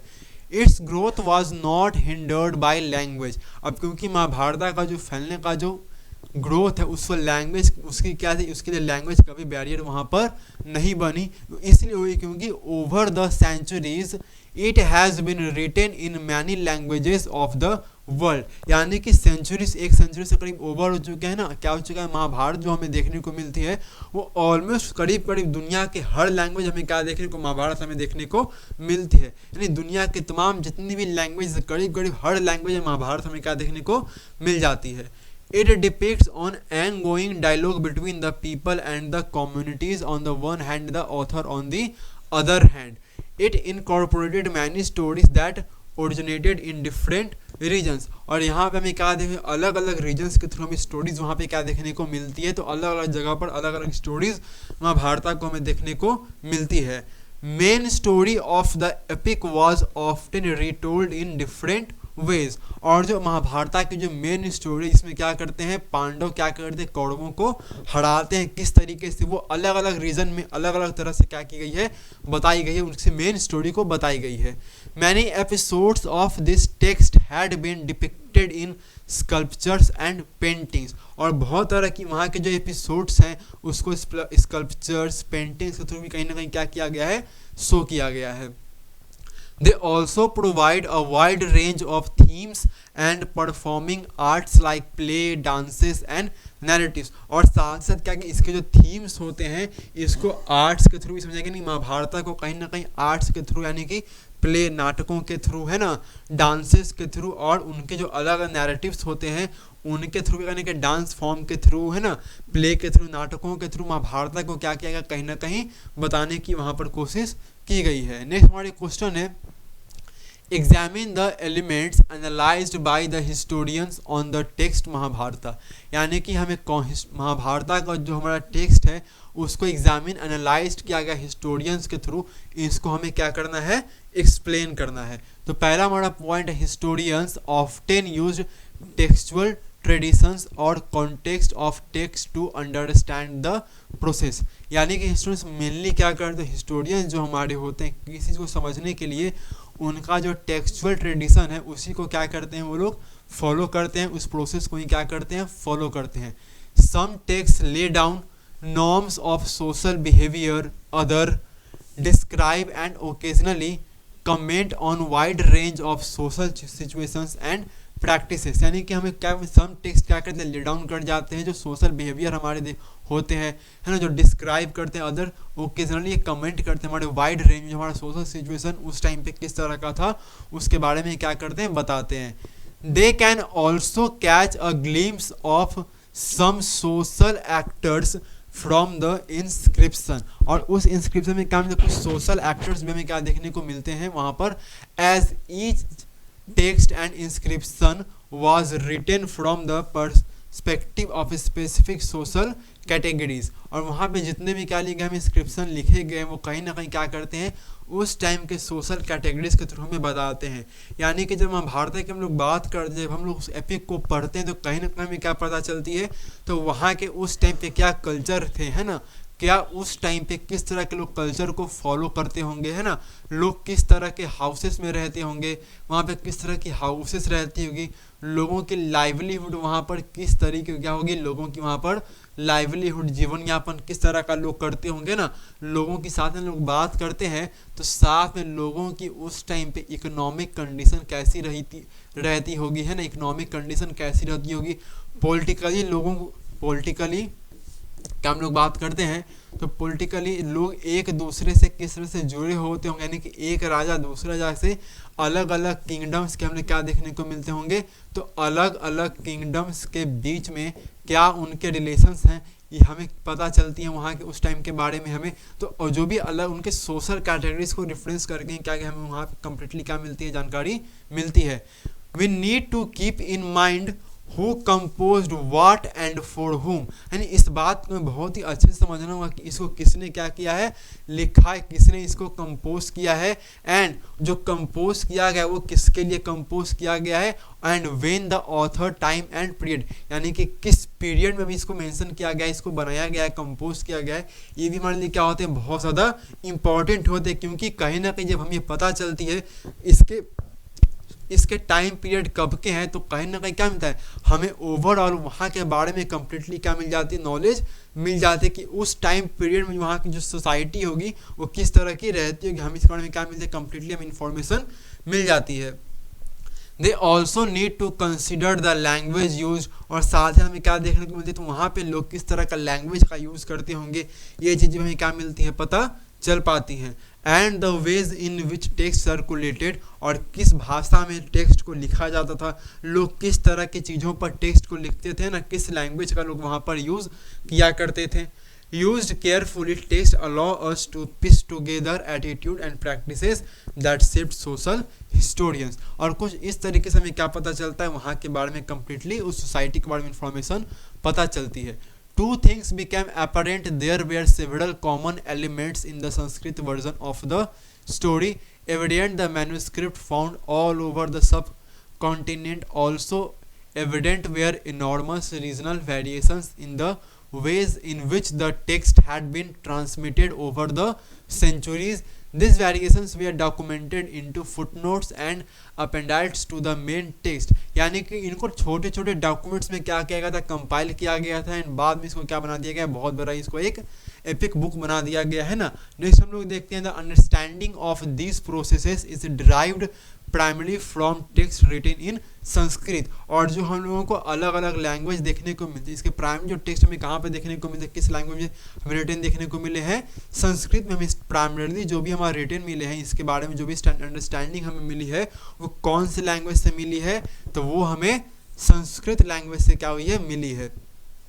When issues of social history were explored for the first time by historians in the 19th and 20th centuries, they tend to take this text at face value। और साथ ही क्या होता है, जब सोशल हिस्ट्री में जब इशू आती है, जब इशू स्टार्ट होती है सोशल हिस्ट्री की फर्स्ट टाइम में 19th और 20th सेंचुरी में जब हिस्टोरियंस के बीच में, तो वो लोग क्या करते हैं, तो वो लोगों ने एक फेस वैल्यू लेते हैं किसको, तो इसी टेक्स्ट को वो लोग क्या करते हैं, फेस वैल्यू लेते हैं चीज़ों को वहाँ पर अंडरस्टैंड समझने के लिए। और लोग बिलीव करते हैं that everything that was laid down in this text was practice. और वो लोग ऐसा मानते हैं कि इस टेक्स्ट बुक में जो भी चीज़ें क्या लिखी गई हैं उसको प्रैक्टिस किया गया है, यानी कि उस टाइम के लोग इन चीज़ों को यहाँ पर क्या करते होंगे, इस तरह से करते होंगे। Subsequently scholars begin studying other traditions from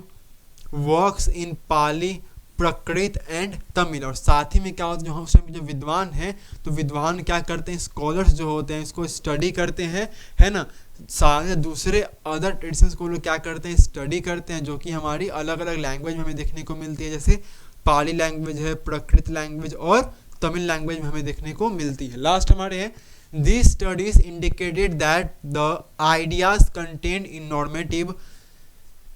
Sanskrit text were overall recognized as authoritative and important। और सभी चीज़ों को पढ़ने के बाद लास्टली कंक्लूजन इस बात पे निकाला जाता है कि जो कंटेंट आइडियाज़ जो कंटेंट किए गए संस्कृत लैंग्वेज में, वही और ओवरऑल सबसे ज़्यादा क्या है हमारे लिए इम्पॉर्टेंट, सबसे मेन वही लैंग्वेज वाले हमारे क्या होते हैं, जो टेक्स्ट इसमें रिटन है वो हमारे लिए क्या है, बहुत ज़्यादा इम्पॉर्टेंट है। This elements were considered by historians. और हिस्टोरियंस इसी एलिमेंट को क्या करते हैं, कंसिडर करते हैं, जब वो क्या करते हैं, एग्जामिन कर रहे थे किसको, टेक्स्ट को, अपनी सोशल हिस्ट्री को कंस्ट्रक्ट करने के लिए। तो लोग किस लैंग्वेज का यूज़ करते हैं, उसी के कॉम्पाइलेशन पे, तो हिस्ट्री के रेफरेंस को क्या करते हैं, वो लोग ज़्यादा क्या करते हैं, प्रीफर ज़्यादा वो लोग क्या करते हैं, इन चीज़ों को वैल्यू करते हैं। नेक्स्ट हमारे हैं क्वेश्चन नंबर 29।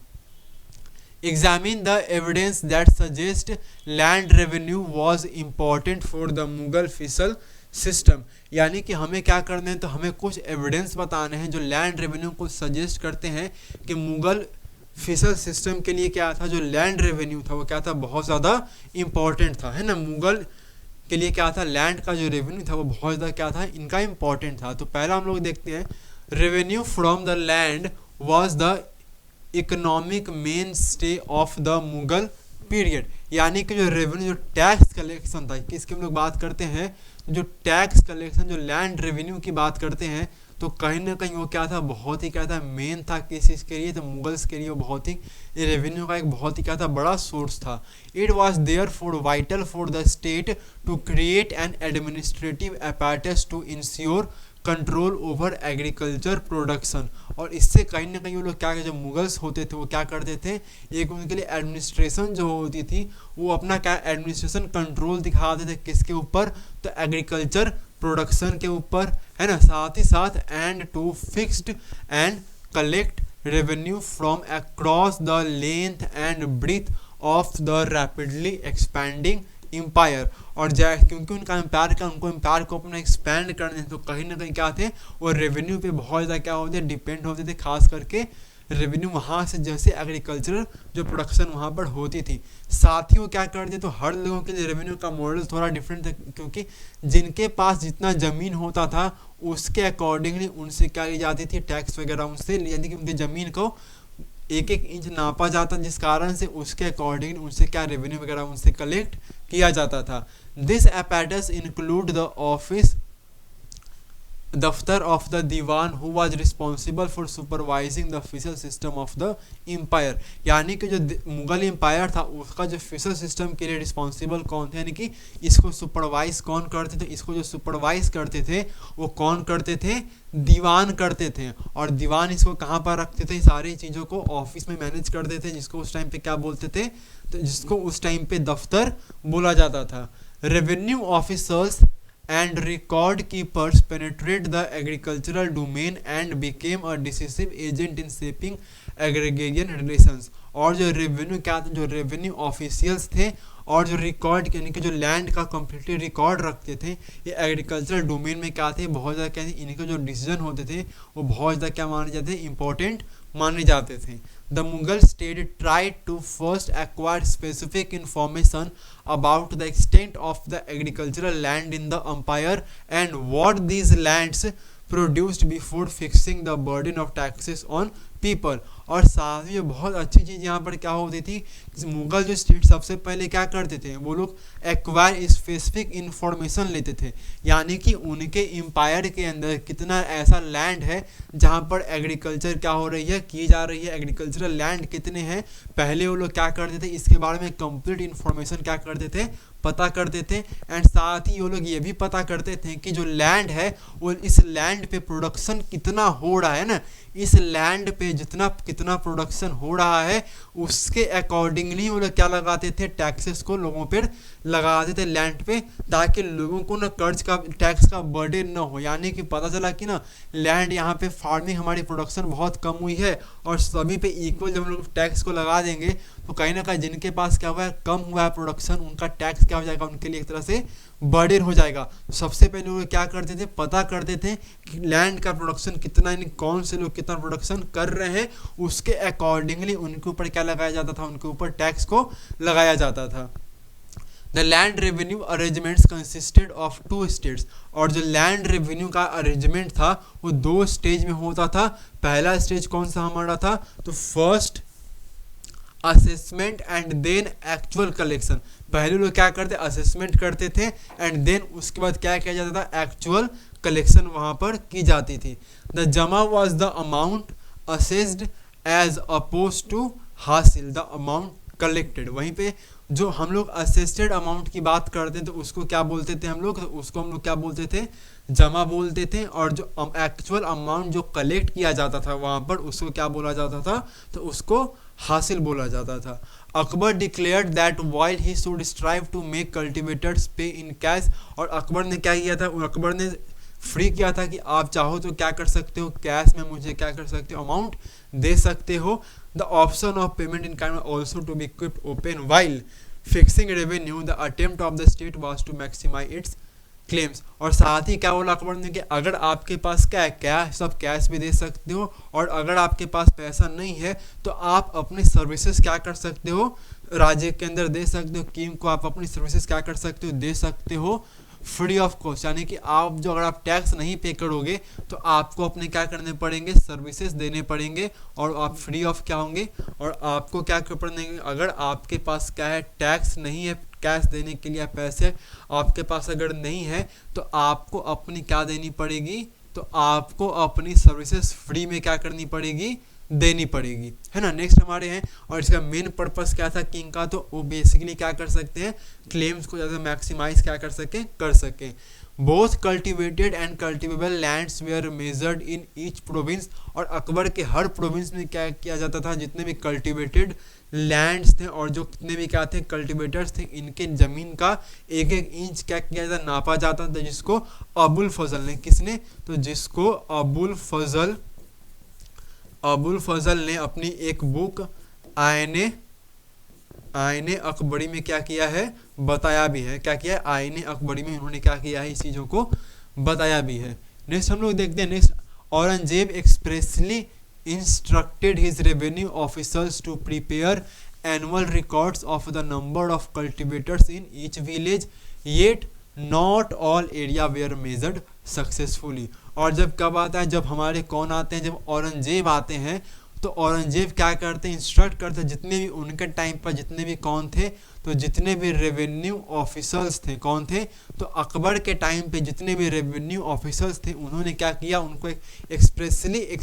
इंस्ट्रक्ट किया कि आपको क्या करना होगा, एनुअल बनाना होगा, आपको प्रिपेयर क्या करना होगा, एनुअल रिकॉर्ड बनाना पड़ेगा कि हमारे पास हर एक गांव में नंबर ऑफ कल्टिवेटर्स हमारे पास कितने हैं। इसके बाद क्या किया गया, तो yet not all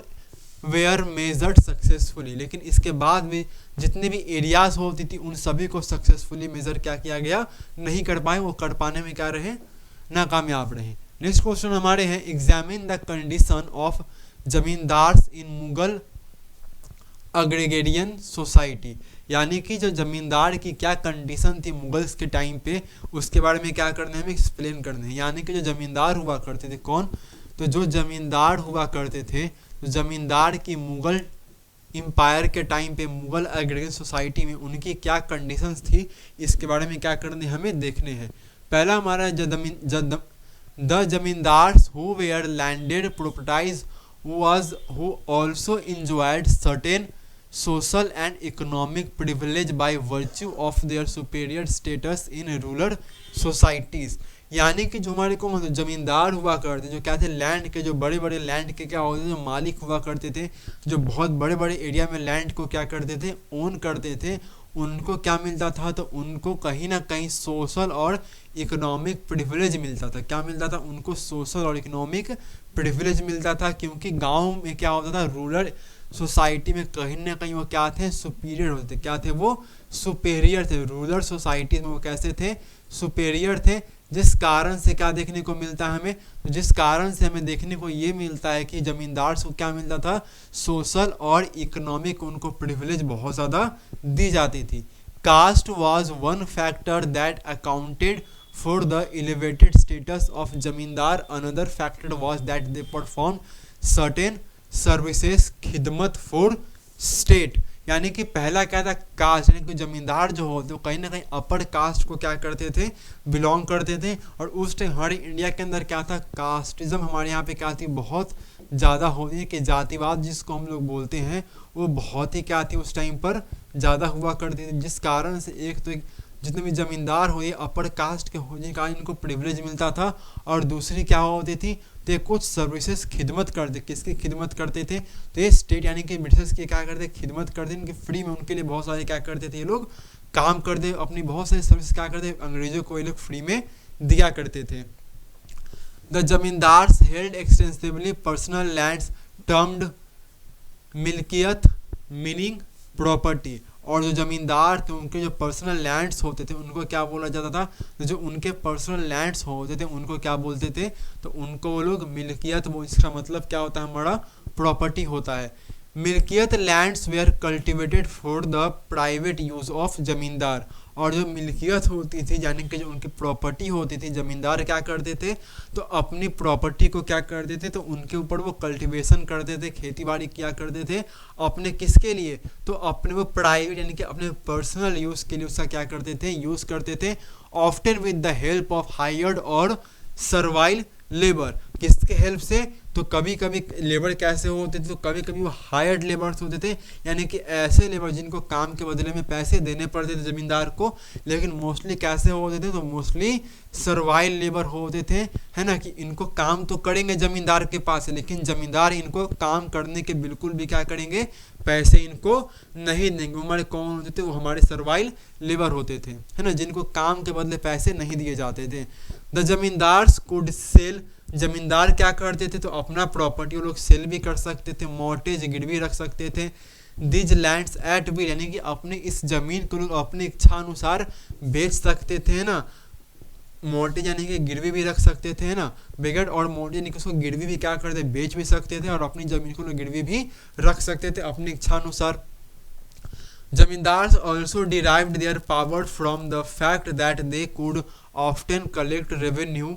on behalf of the state, और बेसिकली इनके पास पावर कहाँ से आती ज़्यादा, तो सबसे ज़्यादा इनके पास पावर कहाँ से आती थी, क्योंकि कहीं ना कहीं ये क्या करते थे, तो ये अंग्रेज़ों के लिए क्या करते थे, तो अंग्रेज़ों के बिहाफ में एक सर्टेन कम्युनिटी, एक सर्टेन गांव के लिए लोग क्या करते थे, रेवेन्यू को कलेक्ट करते थे, जिस कारण से भी क्या होती, इनके पास पावर काफ़ी ज़्यादा उस टाइम पर हुआ करती थी। a service for which they collect revenue on behalf of the that they compensates finance, जिसका मतलब पैसे में क्या होते काफ़ी ज़्यादा वो लोग मजबूत होते हैं, इनके पास काफ़ी ज़्यादा क्या होती थी, उनके पास पैसे हुआ करती थी। Control over military resources was another source of power, और कहीं ना कहीं क्या था, ये तो मिलिट्री के जो भी रिसोर्सेज थे उनका इनके ऊपर क्या था, कंट्रोल था, जो कि कहीं ना कहीं इनके पावर ऑफ सोर्स को क्या करता है और ज़्यादा बढ़ाता है। मोस्ट जमींदार्स हैड फोर्ट्रेसेस किलाचास as well as an armed contingent comprising of the cavalry artillery and infantry, है ना। नेक्स्ट हम लोग देखते हैं, if we visualize social relations in the Mughal countryside as a pyramid, हम लोग क्या करते हैं, अगर विजुअलाइज करते हैं सोशल रिलेशंस को, कहाँ पर, मुगल कंट्री यानी कि मुगल के गांव के एरियाज में हम लोग विजुअलाइज करते हैं, हमें क्या देखने को मिलता है, एज ए पिरामिड हमें देखने को जमींदार का, zamindar clearly constitutes its very narrow apex.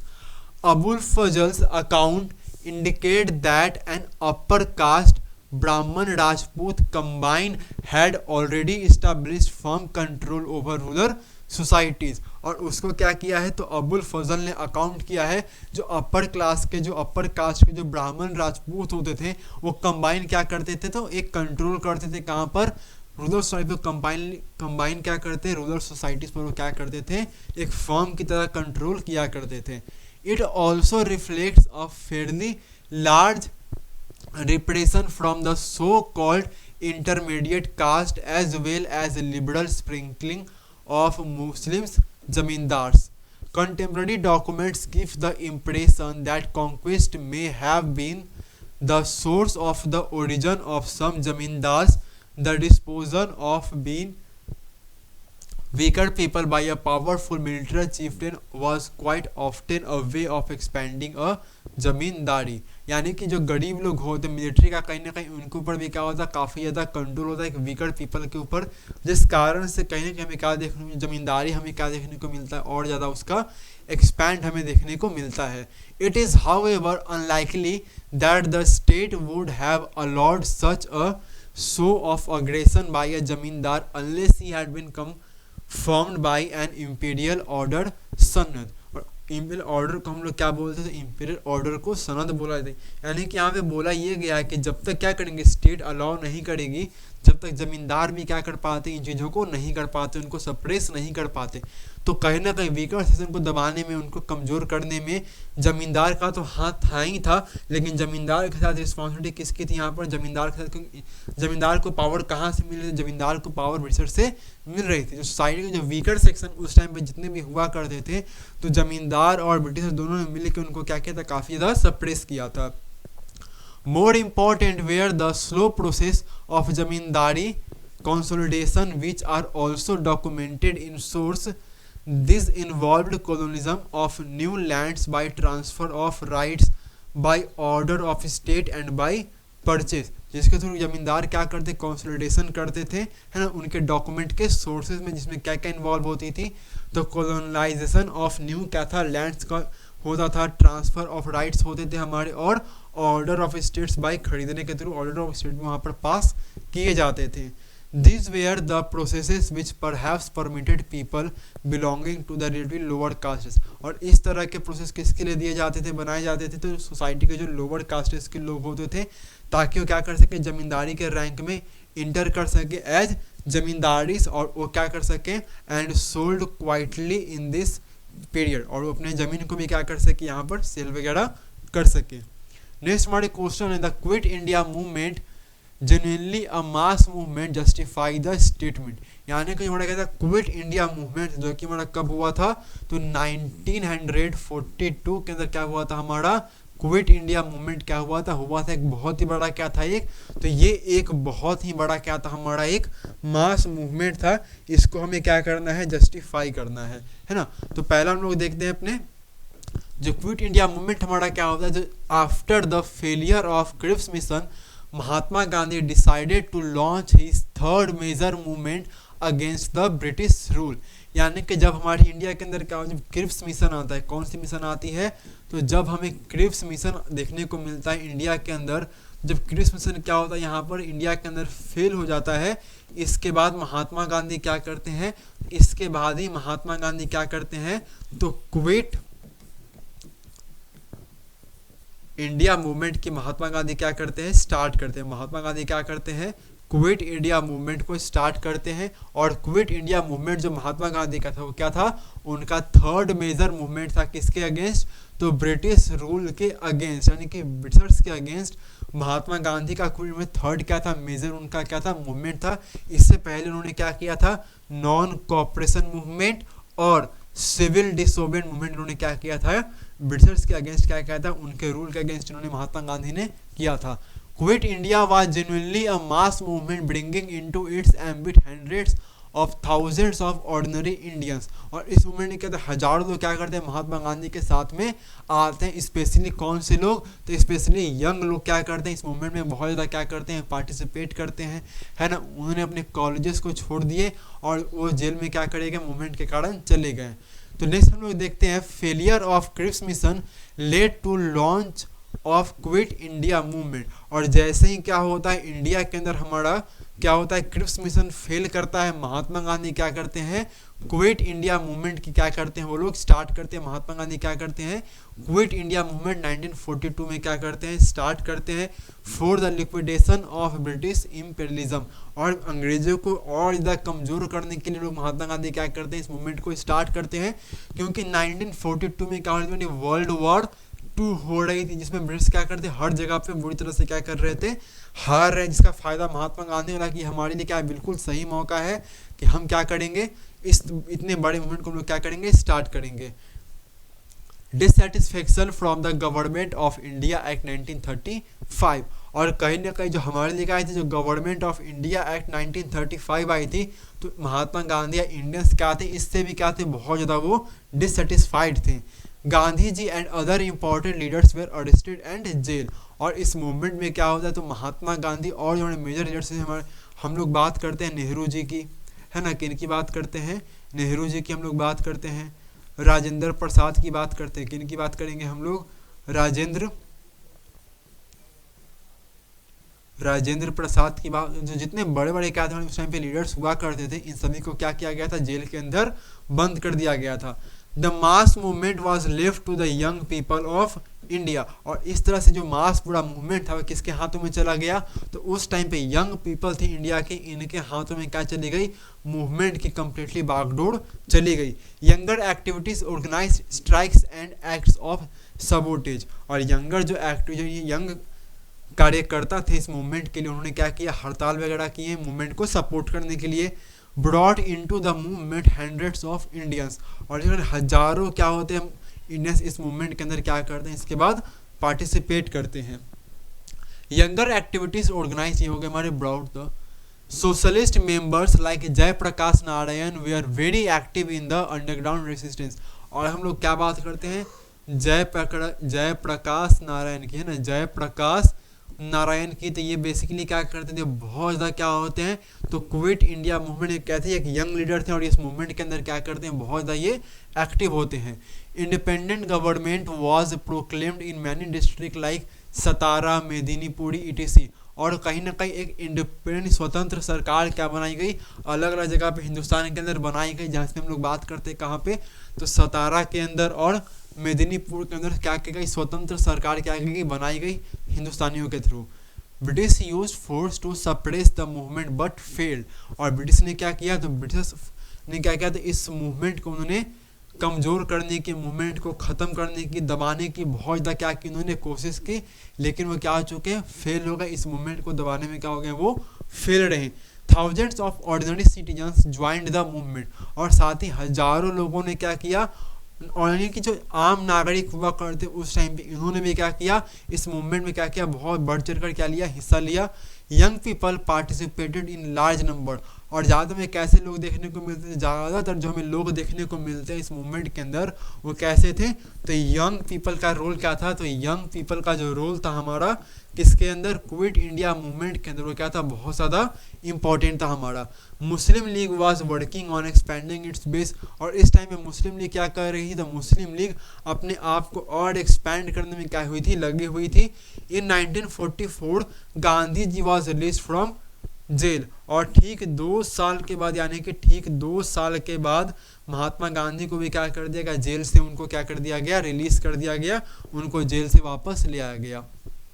Next हमारी लास्ट क्वेश्चन है, examine the different kinds of source from which the political career of Gandhi ji and the history of national movement could be reconstructed. यानी कि हमें अलग अलग सोर्सेस क्या करने, examine करने, इसके थ्रू हम लोग क्या देखेंगे, जो महात्मा गांधी का जो पॉलिटिकल करियर था और जो नेशनल मूवमेंट का हिस्ट्री था, इसको हम फिर से क्या करते हैं, रिकंस्ट्रक्ट अगर किया जाए तो हमें किस तरह से हम लोग इसको कर पाएंगे, उसको हमें क्या करने हैं, देखने हैं। पहला हमारा है, in the history of nationalism a single individual is often identified with the making of a nation. यानी कि जब भी हम लोग क्या बात करते हैं, तो जब भी हम लोग बात करते हैं नेशनलिज्म की, किसकी, नेशनलिज्म की अगर हम लोग कभी भी बात करते हैं तो उसमें हमें क्या, हमेशा हमें क्या देखने को मिलता है, तो नेशनलिज्म का जो भी श्रेय होता है हमेशा किसी न किसी एक सिंगल पर्सन को दिया जाता है। किसको दिया जाता है, तो कहीं ना हमेशा वो एक सिंगल पर्सन को ही दिया जाता है। और वही हम लोग क्या बात करते हैं, अगर नेशन बनाने की बात करते हैं, किसकी बात बनाने की बात करते हैं, तो अगर हम लोग नेशन मेकिंग की बात करते हैं स्पेशली इंडिया के अंदर, तो ये कंट्रीब्यूशन किसके ऊपर जाता है, इसका कंट्रीब्यूशन कहीं ना कहीं क्या जाता है, हमारे महात्मा गांधी को जाता है। किनको जाता है, महात्मा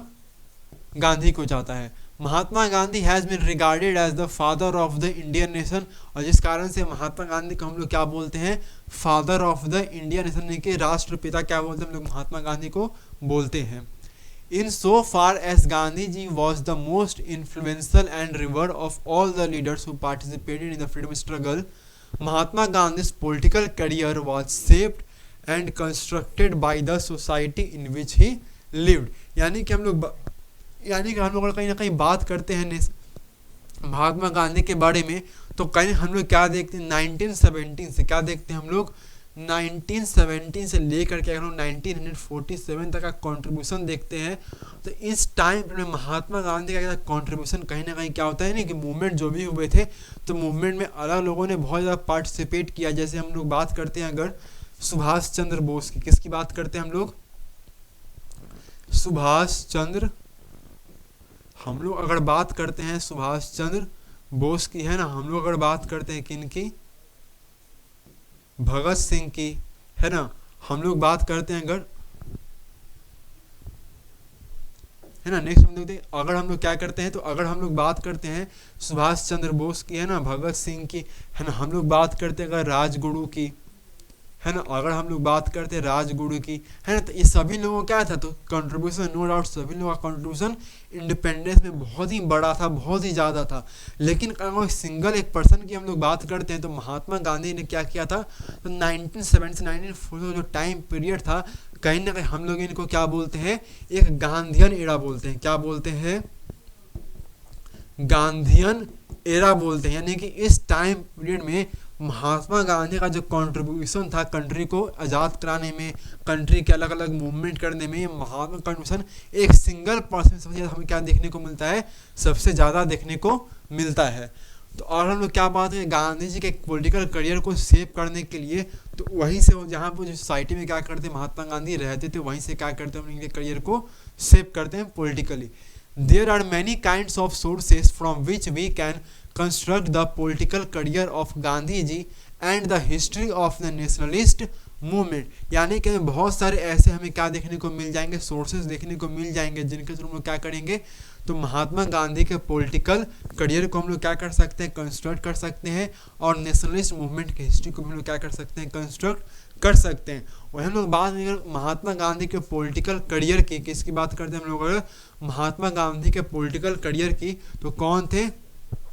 तो हम बात करते हैं अगर, तो गोपाल कृष्ण गोखले। किनकी हम लोग बात करते हैं, गोपाल कृष्ण गोखले। ये कौन थे, तो गोपाल कृष्ण गोखले थे। ये महात्मा गांधी के क्या थे, तो महात्मा गांधी के ये पॉलिटिकल क्या थे, टीचर थे। क्या थे, पॉलिटिकल ये टीचर थे महात्मा गांधी के।